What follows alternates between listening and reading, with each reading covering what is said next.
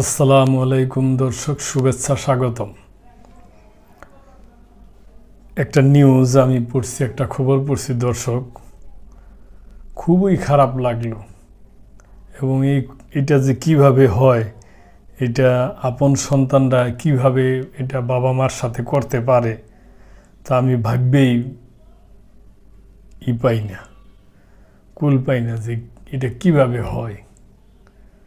যে কথায় আছে না, যে এক পেটে 10 জনকে রাখতে পারে মায়ে, কিন্তু 10 জনের ঘরে এক বাবা মা জায়গা হয় না, এরকম একটা কথা আছে না। সেই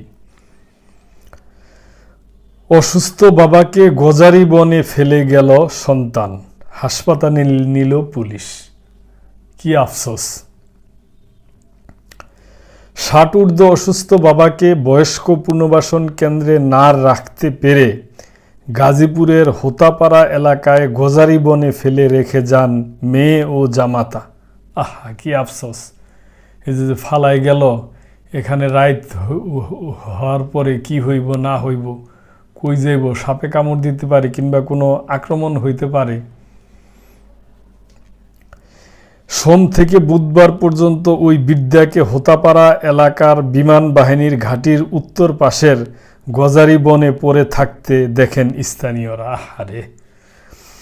3 দিন পর স্থানীয়দের মাধ্যমে বিষয়টি জানতে পারেন গজারিপুরের জয়দেবপুর থানার ওসি আব্দুল হালিম।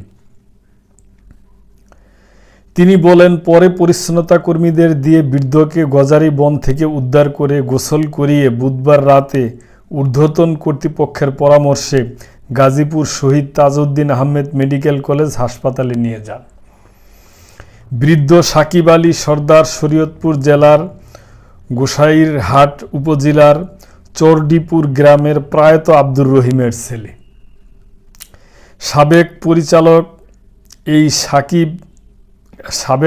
গাড়ি চালক এই সাকিব আলী এক ছেলে ও 2 মেয়ের জনক। তার বরাত দিয়ে ওসি আব্দুল হাকিম বলেন, সাকিব আলী সর্দারের সম্পত্তি তার ছেলে কৌশলে লিখে নেন। কি আফসোসের ব্যাপার। এরপর থেকে বিরোধের জেরে ছেলে আর বাবার ভরণ পোষণ করছিলেন না। এ অবস্থায় সাকিব আলী বাড্ডা এলাকায় তার বড় মেয়ের কাছে আশ্রয় নেন। সেখানে অসুস্থ হয়ে পড়লে বৃদ্ধর মেয়ে ও মেয়ের জামাতা আরেক মেয়ে ও ছেলের সঙ্গে পরামর্শ করে তাকে গাজীপুরের জয়দেবপুর উপজেলার মির্জাপুর ইউনিয়নের বিকে বাড়ি বয়স্ক পুনর্বাসন কেন্দ্রে রাখার সিদ্ধান্ত নেন। সিদ্ধান্ত অনুযায়ী গত সোমবার মেয়ে ও জামাতা তাকে বয়স্ক পুনর্বাসন কেন্দ্রে নিয়ে আসেন।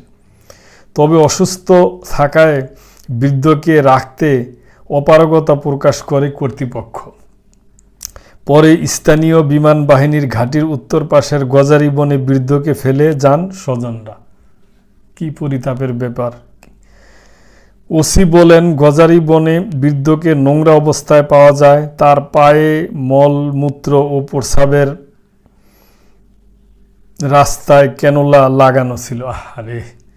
সাকিব আলীর বিষয়ে তিনি প্রথমে উপজেলা সেবা কর্মকর্তা মোবারক হোসেনের সঙ্গে যোগাযোগ করেন। জনবল এবং বাজেট না থাকার দাবি করে তাদের পক্ষে এ বিষয়ে কোনো কিছু করার নেই বলে ওসিকে জানিয়ে দেন মোবারক হোসেন।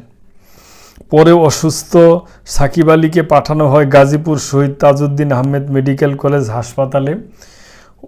ওসি আব্দুল হালিম বলেন, হাসপাতালে বৃদ্ধ চিকিৎসার বিষয়ে তিনি খোঁজখবর নিচ্ছেন। সম্পূর্ণ সুস্থ হওয়ার পর এই বৃদ্ধকে বয়স্ক পুনর্বাসন কেন্দ্রে রাখার ব্যবস্থা করা হবে, জানান পুলিশের এই কর্মকর্তা। বিষয়টি শুনেছেন দাবি করে জেলা সমাজসেবা কর্মকর্তা মোহাম্মদ আনারুল করিম বলেন, হাসপাতালে তার খোঁজখবর নেওয়া হবে। গাজীপুরে তাদের হেফাজতে পুরুষরা রাখার সীমাবদ্ধতার কথা জানিয়ে তিনি বলেন, সুস্থ হওয়ার পর তাকে ময়মনসিংহের সমাজসেবা হেফাজতে পাঠানো হবে। দর্শক, আমার একটা অবজারভেশন, যে কত হৃদয় বিদারক দেখেন পরিস্থিতি। আমি মনে করি সরকারের পক্ষ থেকে একটা আইন করা উচিত, যে কোনো সন্তানেই তাদের বৃদ্ধ বাবা মার সাথে এরকম করতে মানে পারবে না, তাদের বৃদ্ধাশ্রমে দিতে পারবো না, কিংবা অন্য কোনো জায়গায় এরকম অবহেলা যেন না করতে পারে। এরকম একটা শক্তিশালী আইন হওয়া দেশে প্রয়োজন। এটা আমার পার্সোনাল অবজারভেশন আর কি। তার কারণ হয়তো আজকে এটা সংবাদ মাধ্যমের নজরে আসছে, কিন্তু এরকম হয়তো বাংলাদেশের অনেক জায়গায় হয়, কিন্তু আমরা তা জানি না, কোনো সংবাদ মাধ্যমও জানে না। তো এটা খুবই পরিতাপের এবং দুঃখের একটা ব্যাপার, খুবই কষ্টদায়ক। তো আমি খবরটা পড়ছিলাম, এই জন্য আপনাদের সাথে শেয়ার করলাম। তো দর্শক ভালো থাকবেন, আজকে এই পর্যন্তই। আসসালামু আলাইকুম।